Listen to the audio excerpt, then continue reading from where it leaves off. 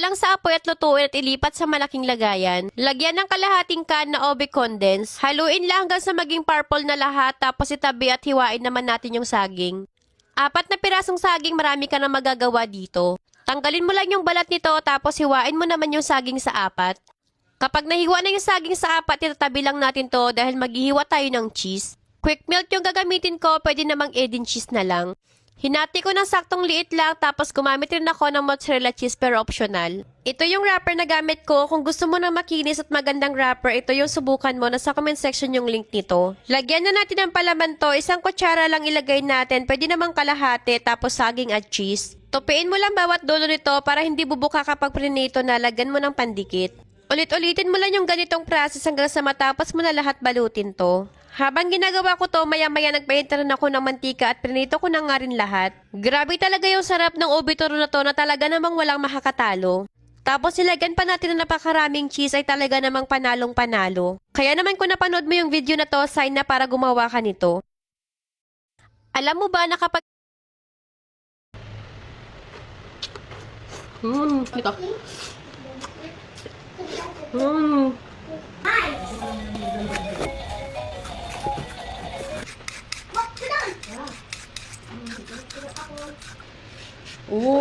Grabe oh. Ang haba. Grabe. Ayan. Cucumber. Ito. Lagyan natin ng Japanese mayo. Worcestershire sauce. Takpan. Ayan. Tapos i-shake lang natin to.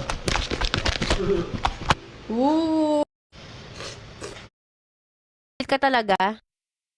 Sa kumukulong tubig, lagyan mo lang ng 1 kutsarang asin at ilagay yung pasta. Kalahating kilong pasta, pwedeng-pwede na. Lutuin lang itong pasta hanggang sa maging al dente na. Kapag luto na ito, i-drain mo lang yung pasta at itabi at maghiwa naman tayo ng napakaraming kamatis. Sobrang ganda nga nitong kamatis na nabili ko, talaga namang napakapula. Kaya naman nagsutay na kagad ako dito ng garlic at onion at hinintay ko lang mag-aromatic tapos nilagay ko na rin dito yung kamatis. Tinakpan ko nga pala to dahil kailangan maluto muna natin ng maigi itong kamatis. Tapos durog-durogin mo lang to at kapag okay ka na sa luto ng kamatis, pwedeng-pwede mo nang ilagay dito yung tuna. Spicy yung ginamit ko dito tapos 3 can yung nilagay ko. Haluin lang natin to at isisimmer natin yan ng ilang minuto para mabawasan yung langsa ng tuna. Sa pampalasa naman ito, naglagay ako ng 1 chicken cubes, paminta, tapos habulin na rin natin lagyan ng asin. Yan lang yung pampalasa dito dahil hindi mo na kailangan pa ng cream. Tinakpan ko to at sinimmer ng ilang minuto tapos mag-add naman tayo dito ng parmesan cheese. Ikaw na bahala kung gaano karami pero kapag wala kang parmesan cheese, pwede naman yung Edin cheese. Nilagay ko na rin dito kaagad yung pasta tapos ayan, haluin lang natin to ng haluin para yung sauce nitong tuna ay malagay dito sa pasta or manuot. Grabe sa sobrang bango nito at talaga namang sobrang sarap niya kasi medyo maanghang-anghang talaga siya dahil spicy nga na tuna yung ginamit ko dito. O diba, sobrang simple lang na. Ito yung luto sa pasta na hindi na kailangan ng...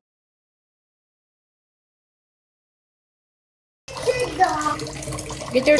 Okay. Sushi kasi nakabading pwede to ya. Miya. Grabe, ang creamy. Grabe.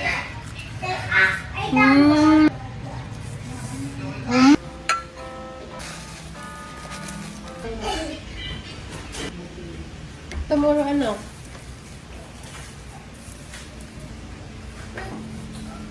Uwi?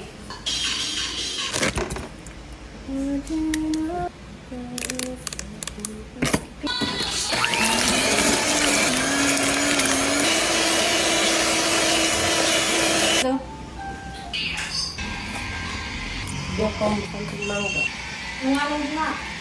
Bake sushi. Bake sushi. Kaya ginagawa-focus ng agawin mo ng Manila, may mga pagkaon.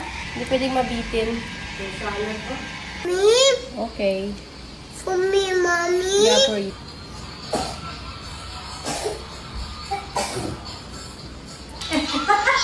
Grabe rin ba?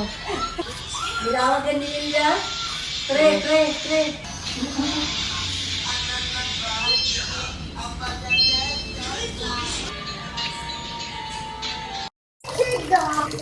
Get your... Okay. For me. Sushi kasi nakabading pwede to, ya. Grabe, wala kang mahahanap nito na ganito ka-cheesy at ganito karami yung sauce. Hindi rin to kailangan i-bake kaya walang kahirap-hirap gawin dahil hindi ka na mag-layer dito. Pakuluan mo lang itong pasta, mag-add ka lang ng salt sa water. Kapag naluto na yung pasta, set aside muna natin to dahil gagawa naman tayo ng ating sauce. Mag-spray lang tayo ng kaunting oil tapos lagay na natin yung ground beef at lutuin tapos sautein natin yung garlic at onion. Sa pampalasa naman, beef cubes, kaunting paminta tapos maglalagay tayo nitong bulognis pasta sauce. Pero kapag wala kayo nito, pwede naman yung tomato sauce or di kaya spaghetti sauce. Nag-add lang ako dito ng basil, oregano tapos nutmeg. Nakulangan ako sa pula ng sauce kaya nag-add ako dito ng spaghetti sauce tapos sinalo ko lang to at sinimmer ng ilang minuto para maluto yung beef at sauce. Tapos nag-add ako dito ng parmesan cheese, pandagdag na rin to saltiness dito sa sauce. Haluin lang natin to ng haluin tapos ilalagay na natin dito yung pasta. Mix lang ulit dahil kaunting halo na lang to, luto na dahil nga luto na rin naman itong pasta. O di ba walang kahirap-hirap dahil hindi mo na kailangan pang mag-layer. Tapos mas tipid pa dahil hindi mo na kailangan pa ng white sauce dito. Sa cheese kasi na gagamitin natin dito, pwede naman kayo maglagay ng quick melt cheese or di kaya Eden. Pero ito nga ginamit ko, parmesan to, tapos mozzarella cheese dahil meron ako dito. Tapos nagad ako ng cream cheese para mas lalong powerful yung lasa. Grabe, ito talagang lasagna na gusto ko, yung hindi talaga siya tinipid sa sahog tapos cheesy. Kaya naman kung nagbabala ka rin gumawa ng lasagna, wag mo nang i-bake, subukan mo na yung ganitong pagluto. Grabe, wala kang mahahanap nito na ganito ka-cheesy at ganito karami yung sauce. Hindi rin to kailangan i-bake kaya walang kahirap-hirap gawin dahil hindi ka na mag-layer dito. Pakuluan mo lang itong pasta, mag-add ka lang ng salt sa water. Kapag naluto na yung pasta, set aside muna natin to dahil gagawa naman tayo ng ating sauce. Mag-spray lang tayo ng kaunting oil. Isa na namang napakasarap na pangnegosyo recipe ang ating gagawin ngayong araw. Gagamit tayo ng 1 cup evaporated milk, butter, 3 teaspoon white sugar, pinch of salt, tapos add tayo vanilla extract. Open na natin yung apoy at kapag natunaw na yung butter at sugar, mag-add na tayo ng 1 cup and 1/2 cup na all-purpose flour. 3 pack na durog na Oreo, 2 tablespoon cocoa powder. Tapos haluin lang natin to at pinatay ko na nga rin pala yung apoy. Ito lang yung mahirap sa paggawa nito pero kapag binenta mo, sold out ka agad to. Kaya naman para hindi sumakit yung kamay ko sa paghalo, ginamitan ko na nitong stand mixer. Nung mahalo na maigi tapos malamig na rin, nilagay ko na dito yung 2 pirasong itlog. Kailangan malamig na yung dough mo dito, hindi pwede na mainit pa kasi baka maluto to. Ito naman yung gagamitin ko dito, binutasan ko lang yung likod nito tapos nilagyan ko lang ng shape. Mag-add lang tayo dito ng saktong dami lang yung mapipigapan natin.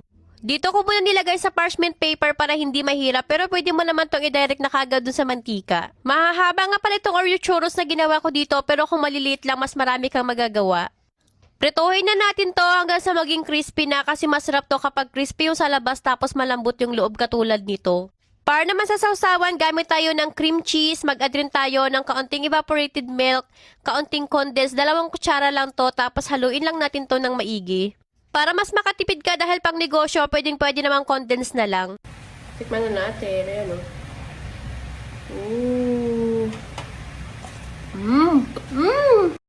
Isa na namang napakasarap na pang negosyo recipe ang ating gagawin ngayong araw. Gagamit tayo ng ganito ka creamy tapos hindi sobrang tamis at lasang-lasa mo talaga yung matcha. Saktong-sakto to, trending na trending ngayon tiramisu, pero yung gagawin natin ay matcha tapos sinamahan pa natin ng matcha latte. Ay talaga namang mapapatirik yung mata mo sa sobrang sarap kasi talagang walang halong biro, 100 times sobrang sarap nito. Ito yung brand ng cream cheese na ginamit ko, masarap kasi kapag ganitong brand pero kung ano yung meron kayo pwedeng-pwede na yun. Gagamit rin tayo dito ng all-purpose cream, nilagay ko lang to sa chiller ng overnight. Kailangan kasi na sa chiller para mag-double yung size mamaya kapag winip na natin to tapos half can naman na condensed milk. Itong condensed pwede mo pa itong i-adjust depende sa tamis na gusto mo pero yung kalahating can sakto-sakto na dahil yung cream cheese medyo maasim. Tapos ayan, gamitan lang natin to ng electric mixer para maging double yung size nito at kapag okay ka na sa size na yan, pwede mo nang itabi. Ito yung brand ng matcha na ginamit ko, ilalagay ko yung link nito sa comment section kung saan ko yan binili. Gamit lang tayo ng 2 teaspoon na matcha, tunawin sa hot water. Ilagay ang kalahating cream tapos haluin lang natin to gamit yung electric mixer para mas mabilis. Tapos itabi muna natin to at dito naman sa isang lagayan maglagay tayo ng 2 tablespoon tapos lagyan natin ng hot water. Gusto ko dito yung medyo malinamnam kaya nag-add ako ng kaunting condensed, mga 1 kutsara lang. Tapos dito sa paglalagyan natin, nag-add muna ako dito ng plain lang na cream tapos ididip na natin itong mga brujas dito sa ating ginawa na matcha. Yung pag-dip ng bruwa sa matcha, wag mong i-skip to kasi mas masarap talaga siya dahil luot na luot yung lasa ng matcha dito. Yung cream, ganito ka creamy tapos hindi sobrang tamis at lasang-lasa mo talaga yung matcha. Saktong-sakto to, trending na trending ngayon tiramisu, pero yung gagawin natin ay matcha tapos sinamahan pa natin ng matcha latte. Ito ang hindi pwedeng mawala kapag ginawa mo to kasi grabe ang OA sa sobrang sarap. Unahin na natin luto itong 1/4 kilo na ground beef. Hindi na tayo maglalagay pa ng mantika dito dahil maglalabas na yan ang sarili niyang mantika. Kapag naluto na ng maigi, tsaka na tayo magsaute dito ng garlic at onion at maglalagay tayo dito ng mga 1 kutsara lang na tomato paste. Pagkatapos titimplahan na natin to ng basil, oregano, kaunting paprika, paminta at asin. Haluin lang to ng maigi at pagkatapos maglalagay rin tayo dito ng oyster sauce. Kapag walang oyster, pwede namang kaunting sugar. Mix lang ulit ng maigi tapos mag-add tayo ng mga 3 kutsara na water. Lutuin pa natin to ng mga ilang minuto para manuot yung pampalasa sa beef at pagkatapos ibuhos na natin sa lagayan nito mga nachos. Ilagay natin yung niluto natin na ground beef, ubusin na natin to para overload at hindi tipid sa sahog. Para naman sa cheese, isang Tix mix yung ginamit ko dito. Ito yung meron ng bell pepper tapos maglalagay rin tayo dito ng mozzarella cheese. Itong mozzarella cheese optional lang to, tapos itong cream cheese na wag na wag mong kakalimutan to dahil ito yung magpapasarap dito talaga namang OA na OA sa sobrang sarap kapag meron yan. Ito rin yung pangalawa na hindi mo kakalimutan, cheese whiz. Mas okay yung pimento pero yan pwedeng-pwede na. Lagay tayo kaunting bell pepper, tomato, tapos more cheese. I-bake lang to ng 10 minutes sa 180 Celsius. At ayan na, pagkatapos ng 10 minutes, tingnan mo naman yan talagang buong bahay namin sobrang bango. Talaga namang sobrang over sa sarap nito kasi para akong kumakain ng pizza na crispy na talaga namang napakasarap. Ito ang hindi pwedeng mawala kapag ginawa mo to kasi grabe ang OA sa sobrang sarap. Unahin na may pera pala dito, dati kasi tinatapon lang namin to. Tagbunga na ngayon yung santol kaya naman ito susubukan kong gumawa nito. 2 kilo na yung lulutuin ko para mas marami at hindi bitin. Binalatan ko lang to at hiwain natin dahil natanggalin naman natin yung buto nito. Huwag mong itapon yung buto nito dahil pwede pang makain yan. Gumamit ako dito ng food processor. Kapag walang food processor, pwede mo tutad na rin ng mano-mano. Mas matagal nga lang pero worth it naman dahil masarap pala talaga. Nilamas ko lang to ng asin para mawala yung pakla nito. First time ko lang magluto nito kaya naman hindi ako sigurado. Kaya kung ano na lang yung napanood ko, ginaya ko dahil nga gusto ko talagang masubukan to. Nagpalambot na ako ng baboy dito tapos lagyan na natin ng garlic at onion. Gisahin lang natin ng maigi to at pagkatapos naman maglalagay tayo ng 1 kutsarang bagoong. Haluin lang to ng maigi at ngayon naman oras na para maglagay ng gata. Mas maraming gata, mas masarap. Tapos yung ginawa ko dito kung gaano karami yung water, ganun din karami yung gata. Para kapag pinakuluan natin to, talagang malambot na malambot at lutong-luto talaga itong santol. Papalambutin lang natin to sa mahinang apoy at maya-maya haluin natin para yung ilalim nito ay hindi masunog. Kahit first time ko nga magluto nito, dinamihan ko na nga kaagad kasi alam ko talaga na masarap to. Pwede mo kasing i-stack sa freezer to tapos kuha ka na lang kapag kakainin mo na. Sa pampalasa naman ito, pork cubes, nilagyan ko ng maraming sili kasi masarap to kapag maanghang. Add pa tayo ng kaunting patis tapos kaunting sugar. Kaunting luto na lang dahil nagmamantika na talaga siya at may pera pala dito, dati kasi tinatapon lang namin to. Tagbunga na.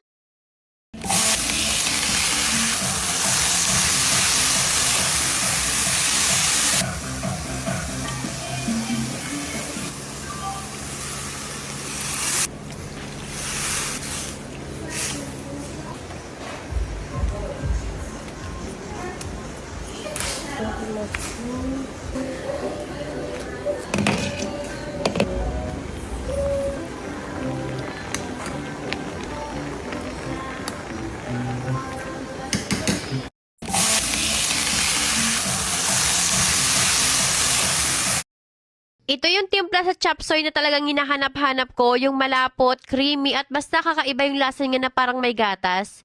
I-blanch lang natin yung mga gulay na gagamitin natin sa pagluto nitong chop suey. Inuna ko na dito yung carrots, broccoli at cauliflower.